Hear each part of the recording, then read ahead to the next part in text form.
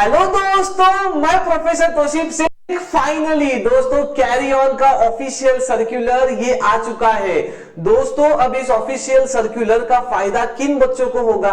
दोस्तों ये फायदा first and second year diploma में पढ़ने वाले बच्चों को होगा जिनको ड्रॉप लगा है। अब दोस्तों टेंशन की कोई मात्रा नहीं है क्योंकि आता आलिया है कॉमेडी जी हास्य जतरा सॉरी।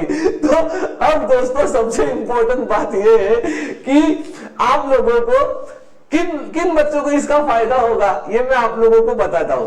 तो दोस्तों ध्यान से सुनना, ये बहुत ही न्यूज है। जैसे कि हम लोगों ने पहले ही कहा था कि कैरी ऑन की बातें चल रही है। अब कैसा है ना, एमएसबीटी का अच्छा खासा क्राउड मतलब माशाल्लाह अपने पे भरोसा रखता है कि नहीं रखता है, कमेंट करके बताओ। जो तौसीफ सर बोलते हैं वो होता है। क्यों बोलते हैं? क्योंकि सर के थोड़े से पहचान है। अब दोस्तों कोई यूट्यूबर्स है जो बोलते हैं कि कैरी ऑन वगैरह नहीं आएगा, किसी को अंदर की बात पता चलती तो पता चलने दो। अब ठीक है दोस्तों, होता है, बच्चे हैं, छोटे हैं। आता वाघाची कातडी घातली म्हणून कोणी वाघ होत नसतो ना। तो दोस्तों यहाँ पे ध्यान से सुनना। तो यहाँ पे सबसे इंपॉर्टेंट बात क्या है, मैं किसी को ट्रोल नहीं कर रहा हूं, मैं अपना ऐसे ही, बच्चों को गलत न्यूज मत दो। मोटिवेट नहीं कर सकते तो डीमोटिवेट भी मत करो।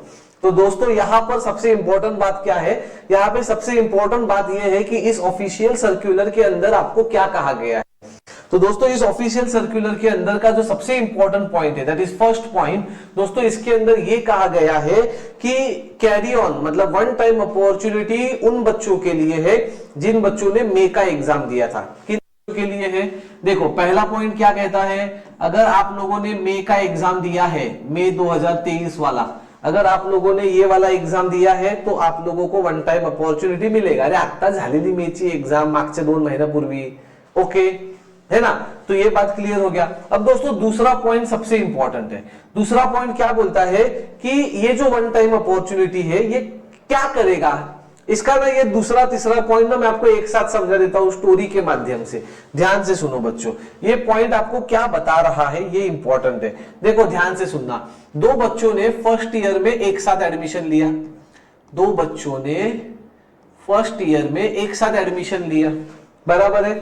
अब इसमें हुआ क्या, इन जो दो बच्चों ने एडमिशन लिया था तो दोनों बच्चों का ये जो मे का रिजल्ट आया ना, तो इसके अंदर ये हो गया फेल। कौन हो गया फेल? इधर देखो, ये हो गया फेल मतलब ड्रॉप में, और ये हो गया पास। पास मतलब क्या? एलिजिबल हो गया कौन से ईयर के लिए? सेकेंड ईयर के लिए, बराबर है। तो अभी ये बच्चा जो है ना, ये बच्चा सेकेंड ईयर में जा रहा है ना, मतलब थर्ड सेम में जा रहा है, कॉलेज में थर्ड सेम में जा रहा है। बट ये बच्चा घर पे था, होम। ये बच्चा किधर था? घर पे था। घर पे बैठ के क्या कर रहा है ये बच्चा? तौसीफ सर का वीडियो देख रहा है। कैरी ऑन का रिजल्ट कब आएगा कैरी ऑन मिलेगा या नहीं मिलेगा, बराबर है। अब ये जो बच्चा है ना, ये देखो, इसको हम लोग नाम देते हैं ए और इसको हम लोग नाम देते हैं बी, है ना। ये जो बच्चा है ए वाला, अब वो कल से उसके साथ कॉलेज में जाएगा, बी के साथ। समझ में आ गया? तो अभी कल से क्या होगा, कल से ये दोनों कॉलेज में जाएंगे, दोनों कॉलेज में जाएंगे, दोनों एक ही बेंच पे बैठेंगे, पढ़ाई करेंगे, प्रैक्टिकल्स लेक्चर सब अटेंड करेंगे, खाना साथ में खाएंगे, एंजॉय करेंगे, है ना। सब ए टू जेड काम दोनों करेंगे। अब मुझे बताओ, फिर दिसंबर का महीना आएगा। कौन सा महीना आएगा? दिसंबर 2023, जिसमें अभी एग्जाम है ना आपका, 3 दिसंबर से आपका एग्जाम है, बराबर है। तो दिसंबर के एग्जाम में दोनों कॉलेज में जाएंगे एग्जाम देने के लिए। बट जो ए बच्चा है ना, वो ए बच्चा क्या करेगा? केटी का पेपर देगा, केटी पेपर्स। और बी बच्चा क्या करेगा? बी बच्चा थर्ड सेम का पेपर देगा, थर्ड सेम। तो सर जो ए बच्चा है उसने भी तो थर्ड सेम अटेम्प्ट किया ना, दोनों ने साथ में थर्ड सेम में बैठे थे। तो इसका मतलब आप लोगों को एक चीज समझ में आ गई कि ए बच्चा जो है वो थर्ड सेम नहीं दे सकता पेपर, है कि नहीं। वो कौन से पेपर देगा? केटी के पेपर, मतलब फर्स्ट एंड सेकेंड सेम का जो भी केटी रहेगा वो पेपर देगा। चलो डाउट क्लियर। अब दोस्तों दिसंबर में वो कॉलेज में गया, अब दिसंबर में कॉलेज में जाने के बाद दिसंबर में पेपर दिया। अब दोस्तों जनवरी में क्या आएगा? जनवरी 2024 रिजल्ट आएगा। अब रिजल्ट आने के बाद ए बच्चा जो है, ए बच्चा, ओके, ये केटी मतलब जो उसका फर्स्ट एंड सेकेंड सेम का केटी था ना, वो ऑल क्लियर हो गया। मान के चलो ऑल क्लियर हो गया, ओके, ऑल क्लियर हो गया, ओके। और बी बच्चा तो कोई प्रॉब्लम था ही नहीं, है कि नहीं, बी बच्चा तो ऑलरेडी थर्ड सेम दे चुका था, तो बी बच्चा भी मान के चलो ऑल क्लियर ही है, एक फॉर एग्जाम्पल। ओके, अब इसके बाद क्या होगा, अब इसके बाद जो वापस मई में एग्जाम आएगा, मई 24, है ना, तो मई 24 में जो एग्जाम आएगा तो उसमें जो ए बच्चा है, ए बच्चा वो क्या करेगा, सुनो, ए बच्चा क्या करेगा, ए बच्चा थर्ड एंड फोर्थ सेम देगा, थर्ड एंड फोर्थ सेम एक साथ देगा, कभी देगा, मई 24 में। और बी का बच्चा क्या करेगा, ये बी का मतलब बी बच्चा, बी बच्चा क्या करेगा, अपना फोर्थ सेम ही देगा, हाँ या ना। चलो ये डाउट क्लियर हो गया आप लोगों का, 100% कितना एकदम डिटेल में बताया है क्या होने वाला है क्या नहीं होने वाला है, ये कंसेप्ट क्लियर हो गया क्या, 100%। अब मान के चल, ये तो अच्छी केस बताया, अब मान के चल ये जो ए बच्चा है, इधर देख, ये जो ए बच्चा है, ए बच्चा ऑल क्लियर नहीं हुआ, ओके, ये पहला केस था ऑल क्लियर, मान के चल वो ऑल क्लियर नहीं हुआ, अभी जो जनवरी में रिजल्ट आया ना उसमें वो ऑल क्लियर अगर नहीं होता, मान के चल उसके 5 केटी रहते, है कि नहीं, 5 केटी, तो फिर क्या करेगा, तो फिर भाई साहब उसका अगर 5 केटी रहा तो वो वापस जब वो मई में आएगा ना, मई में, तो मई में वापस वो थर्ड और फोर्थ सेम नहीं देगा, वो वापस वही 5 केटी देगा, म्हणजे मई 2024 में वो थर्ड और फोर्थ सेम तभी दे सकता है जब अभी जो तुम्हारा एग्जाम आएगा ना दिसंबर वाला, अगर उसमें वो ऑल क्लियर हुआ या एलिजिबल हुआ, एलिजिबल म्हणजे काय, 2 केटी चालतील, 3 केटी चालतील, है ना, पण 4 केटी किंवा 4 पेक्षा वरती केटी आहे, आता प्रत्येकाचे रूल वेगळे आहेत ना, मेकॅनिकल डिप्लोमाला 4 केटी अलाउड आहेत, तर कम्प्युटरला कुठे 3च केटी अलाउड आहेत, है ना। जर ड्रॉप मध्ये असाल, जर तुम्ही ड्रॉप मध्ये असाल म्हणजे जानेवारीच्या रिझल्ट मध्ये जर तुम्ही ड्रॉप मध्ये असाल तर परत तुम्ही मेच्या एक्झामला हे देऊ शकत नाही, परत तुम्ही मेच्या एक्झामला केटीच एक्झाम देणार आणि हा बी चुपचाप येऊन फोर्थ सेम देणार, कळतंय मला काय सांगायचंय, डाउट क्लियर, ये डाउट था पॉइंट नंबर 2 का। तो दोस्तों एक चीज याद रखो, अगर ऑल क्लियर होना है, मुझे पता है बहुत सारे बच्चों का मैथ्स में केटी है, भाई मैं सॉल्व करके देगा, कोई भी सब्जेक्ट का केटी रहने दे, समझ में आ गया, डाउनलोड द ऐप तोशिब ट्यूटोरियल्स, लिंक डिस्क्रिप्शन में है, अभी तक 5000 बच्चों ने M2 परचेस किया है। अब दोस्तों आगे चलते हैं, थर्ड पॉइंट क्या बता रहा है बेटा, देख इधर, थर्ड पॉइंट क्या बता रहा है, थर्ड पॉइंट ये बता रहा है कि अगर मान के चल कि जो बच्चे ने वन टाइम अपॉर्चुनिटी लिया है, मतलब वो तीसरे सेम में गया या 5वें सेमेस्टर में गया, अगर उसने कॉलेज अटेम्प्ट नहीं किया है ना, क्योंकि उसको पता है कि वो अभी जनवरी में एग्जाम नहीं देने वाला है ना, जनवरी में तो वो थर्ड सेम नहीं देगा, तो प्रॅक्टिकल लेक्चर्स क्यों बैठू, अगर तूने अति सांगपणा केला आणि जर तू डिटेन झाला तर मग तू आउट, वन टाइम अपॉर्च्युनिटी मधून तू बाहेर, कळतंय।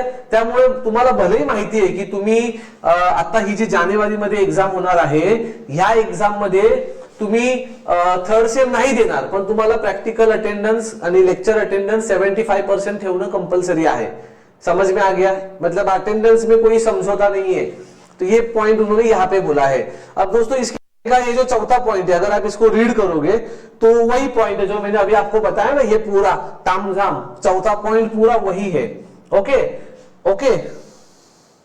अब दोस्तों ये 5वां पॉइंट है, ये सबसे इंपॉर्टेंट है कि अगर किसी बच्चे पर कॉपी केस हुआ है, कॉपी केस मतलब क्या, 1+1, अगर उसको 2 सेमेस्टर बैन किया है बेसिकली, तो वो बच्चा वन टाइम अपॉर्चुनिटी के लिए एलिजिबल नहीं रहेगा, तो ये पॉइंट था पॉइंट नंबर 5। तो ये पूरा सिनेरियो समझ में आ गया, थोड़ा आसान हिंदी में बताने का कोशिश किया है। अब दोस्तों नेक्स्ट ये वाला देखते हैं, देखो पॉइंट नंबर 6, दोस्तों वन टाइम अपॉर्चुनिटी के लिए आपको लॉगिन आईडी अप्लाई करना पड़ेगा, सबके लिए वन टाइम अपॉर्चुनिटी नहीं है, कंपल्सरी नहीं है, जिसको लेना है वो ले सकता है, जिसको ऐसा लगता है की बाबा मला 10 केटी आहेत फर्स्ट इयरचा, तर कशाला मी सेकंड इयर मध्ये जाऊ, ऍटलीस्ट आता 1 वर्ष घरी बसतो, व्यवस्थित 10 केटी सॉल्व्ह करतो आणि मग पुढच्या वर्षी फ्रेश ऑल क्लियर होऊन सेकंड इयरला जाईल। ऐसे भी बच्चे होते हैं। अब किसी बच्चों को ऐसा लगता है कि मेरे को 5 ही केटी है, 4 केटी तो अलाउ था, 5वां केटी है, तो मैं जाता हूं, क्यों 1 साल बर्बाद करूं, है कि नहीं। तो दो तरीके के बच्चे होते हैं। तो अब आपके ऊपर है, वन टाइम अपॉर्चुनिटी लेना अच्छा है या बुरा है। तो मुझे ऐसा लगता है कि मान के चल, अगर किसी को, एक बच्चे को अगर 10 केटी है और अगर किसी एक बच्चे को मान के चल 5 केटी है, तो मुझे ऐसा लगता है, माय पर्सनल ओपिनियन इज, कि इस बच्चे ने ओटीओ लेना चाहिए और इस बच्चे ने ओटीओ को ड्रॉप करना चाहिए। ओके, क्योंकि वैसा भी तेरे को पूरे जाऊं आगे जाके तेरे को तकलीफ होगा रे। एक तो 10 सब्जेक्ट का घर पे बैठ के पढ़ाई कर, 5 है 6 तो ठीक है, ज्यादा कहती है तो मत जाओ वन टाइम अपॉर्चुनिटी में। देख मेरा बोलना, लेना नहीं लेना भाई तेरा डिसीजन है। समझ में आ गया। अब दोस्तों दूसरी बात ये हो गया। अब देखो आगे क्या लिखा है, उसके आगे वही लिखा है कि जो बच्चों ने अपना एकेडमिक वर्क पूरा किया है, मतलब अटेंडेंस, प्रैक्टिकल, लेक्चर अटेंडेंस सब पूरा किया है ना, तो वही बच्चे आपका जो एग्जाम फॉर्म होता है ना, एग्जाम फॉर्म, वो बच्चे एग्जाम फॉर्म तभी भर सकते। देखो क्या लिखा है, एक वेळ संधी केवळ सत्रक्रम पूर्ण घेण्यासाठी असल्याने विद्यार्थ्यांचे परीक्षा अर्ज विद्यार्थी परीक्षेस बसण्यास पात्र होईपर्यंत भरण्यात येऊ नये। मतलब क्या, जो मैंने पीछे का केस बोला ना, टाइप ए का बच्चा है, अगर वो एलिजिबल हुआ, मतलब ऑल क्लियर हुआ अभी ये वाले एग्जाम में, दिसंबर वाले एग्जाम में, तो ही उसका एग्जाम फॉर्म भरो। समझा, मतलब 3rd एंड 4th सेम का। बट अगर वो बच्चा ऑल क्लियर नहीं हुआ है, मतलब 5 केटी है या 5 से ज्यादा केटी है, तो उसका एग्जाम फॉर्म मत भरो। कौन सा एग्जाम फॉर्म? अरे पुढच्या सेमिस्टरसाठी जा रे, म्हणजे तो मुलगा जो ह्या सेमिस्टरला बसणार होता ना 3rd एंड 4th सेमिस्टरला, तर त्या सेमिस्टरच्या एग्जाम फॉर्मची गोष्ट चाललेली आहे। क्योंकि कुछ कॉलेज क्या है ना, जरा साइको है, वो एग्जाम फॉर्म सबका भर देते, तो ऐसा उन्होंने बोला भरो मत ऐसा। अब उन्होंने आगे क्या बोला है कि वन टाइम अपॉर्चुनिटी वजह से कॉलेज में बच्चे बढ़ेंगे, एक क्लास में ज्यादा बच्चे होंगे तो अलग क्लासरूम करो। अब ये बोलने की बातें है ना, बोल घेऊन काय होतंय का, हाय ते लेक्चर व्हायचे वांदे, 2-2 ठिकाणी कुठे शिकवणार कॉलेज वाले, सब कॉलेज का नहीं है। तो दोस्तों अब ये क्या लिखा है कि उन बच्चों का भी एकेडमिक वर्क है, मतलब जो भी उन्होंने लेक्चर प्रैक्टिकल बैठे हैं या जो भी यूनिट टेस्ट दिया है या जो भी मिनी प्रोजेक्ट, माइक्रो प्रोजेक्ट जो भी किया है, उसका रिकॉर्ड संभाल के रखना है। कब तक? जब तक वो 3rd और 4th सेम के लिए एलिजिबल नहीं हो जाते तब तक। समझा। अब कुछ बच्चे हो सकता है ना, कुछ बच्चे दिसंबर के एग्जाम के बाद ही एलिजिबल हो जाए, या कुछ बच्चे दिसंबर में भी एलिजिबल ना हो, फिर जून के एग्जाम में, मई के एग्जाम में एलिजिबल हो जाए, तो तब तक वो संभाल के रखना पड़ेगा। ठीक है। अब दोस्तों ये वाला वही है टर्मवर्क वगैरह। अब ये देखो, ये है फुल टाइम पास। अब वो कॉलेज वालों को बोला गया है की त्यांच्यासाठी एक्स्ट्रा लेक्चर घ्या, है ना, फर्स्ट इयर आणि सेकंड इयरच्या मुलांसाठी एक्स्ट्रा लेक्चर घ्या केटीच्या विषयांचे। मी म्हणतो मंडे टू फ्रायडे जे लेक्चर होत आहेत ते टाइमावर घ्या, लवकर होतील, एक्स्ट्रा लेक्चर सोडून द्या। उसके बाद शनिवार रविवारी वाटल्यास बोलवा। अरे मंडे टू फ्राइडे वांदे, शनिवार रविवार कभी बोलवणार है ना। तो दोस्तों ये सब बातें हैं, ये फुल टाइम पास है, इसमें कोई दम नहीं है। अब ये आपको भी पता है, मैं ऐसा नहीं बोलता सब कॉलेज बुरे हैं, बट ऐसा भी नहीं है कि सब कॉलेज अच्छे है। तो दोस्तों ये बातें आप लोगों को समझ में आनी चाहिए कि क्या इंपॉर्टेंट है। तो आपके लिए सबसे इंपॉर्टेंट टास्क ये है कि अगर आपको कैरी ऑन और मतलब वन टाइम अपॉर्चुनिटी अगर लेना है तो देख लो, पहला सोचो कि क्या आपको केटी ज्यादा है, केटी कम है, 4-5 केटी है तो ले लो। अगर ज्यादा केटीज है ना तो मैं तो सच में जेन्युइनली बोलूंगा कि मत लो, आगे चल के लोड ज्यादा होता है। माझा ऐकायचं ना ऐकायचं हा तुमचा वैयक्तिक प्रश्न, साइडला असं लिहितो टर्म्स एंड कंडिशंस अप्लाइड, ठीक है। बट दोस्तों एक चीज तो क्लियर है, मुझे पता है कि आपको मौका मिला है, अब उस मौका का फायदा उठाओ, अच्छे से उठाओ, उसमें मैं आपकी हेल्प करूंगा। हमारा एप्लीकेशन है दोस्तों तोशिप ट्यूटोरियल्स, 15,000 से ज्यादा बच्चों ने अभी तक डाउनलोड किया है, तो दोस्तों उस पे जाइए। मुझे पता है मेजॉरिटी बच्चों का मैथ्स 2 का केटी है, M2 का, तो दोस्तों वो केटी मैं सॉल्व करा के दूंगा, 100% गारंटी।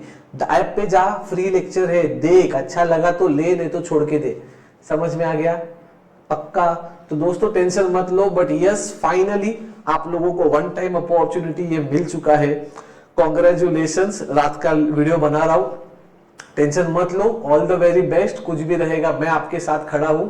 और दोस्तों जेन्युइन चैनल आपको पता है कौन है, तो दोस्तों टेंशन मत लीजिए, वीडियो अच्छा लगा तो एक प्यारा सा लाइक ठोक दीजिए और चैनल को सब्सक्राइब कर दीजिए। एमएसबीटी के अपडेट्स कहाँ मिलते हैं, यहाँ ही तो मिलते हैं। तो दोस्तों मिलते हैं अगले वीडियो में ऐसे ही कुछ नई जानकारी के साथ, तब तक के लिए जय हिंद।